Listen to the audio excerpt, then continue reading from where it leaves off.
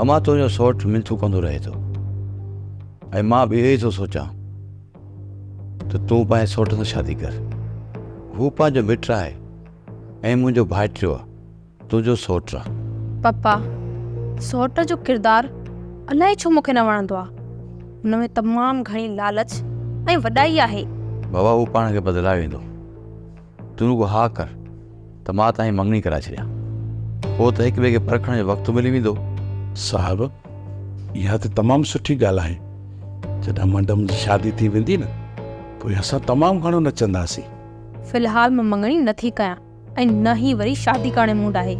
पुट तो मथां मां को बि ज़ोर न रखंदुसि, पर तोखे एतिरो चवंदुसि त अमन तुंहिंजो सॻो सौट आहे ऐं शादी खां पोइ बाबा हू बि पेर ते अची वेंदो।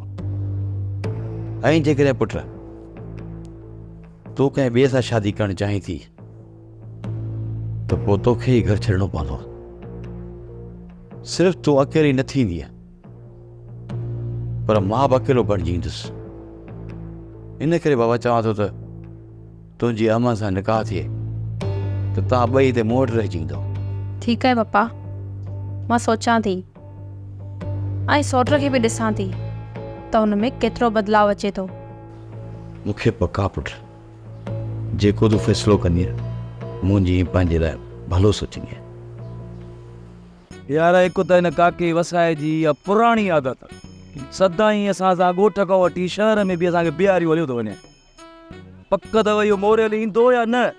हा ईंदो यूं ई दस दस। आयो आयो आयो रे। अस्सलाम वालेकुम मोरियल। वालेकुम सलाम।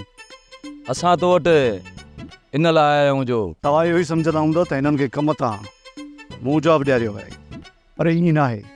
हीअ हुते बेवकूफ़ी कंदा आहिनि, तॾहिं तव्हांजे हमरा जो हथ मशीन में अची ऐं मालिक खे ख़ौफ़ थी वियो बाबा, तॾहिं सभिनी खे जवाबु ॾिजे। मोरियल मां मञा थो त हिननि कुझु शरारतूं कयूं हूंदियूं, पर बदाड़े जो हथ मशीन में अचण खां पोइ इहे सभु सम्झी विया आहिनि त मशीन सां हरकत न आहे कबी। असांजे पीउ ॾाॾे जी तोप जे कम ते बि अहिड़ियूं हरकतूं कयूं। मोरल 15-20 ॾींहं लोड़ियो अथऊं, पोइ बि असांजा ॿार 1500 थींदा। इहा ॻाल्हि बि तव्हां खां पुछणी हुई। 15 ॾींहंनि जी मज़दूरी सिर्फ़ु 200 रुपया। पर जेके हिननि जा पैसा हुया हिसाब कयोसीं, उन में जॻह जो किरायो बि कटियोसीं, बाक़ी जेको दुकान जो थोरो सामान हो उहे पैसा कटियासीं। जेके हिन जा टका बचिया उहे त मूं हिननि खे वापसि ॾेई छॾिया। सोप सीरियल मोहब्बतुनि जो माग तमाम एपिसोड्स ॾिसो हाणे HD क्वालिटीअ में। विज़िट करियो असांजो YouTube channel Sindh TV HD drama. Subscribe कयो असांजो official YouTube channel Sindh TV HD drama ऐं वधीक अपडेट लाइ बेल आइकन खे क्लिक करियो।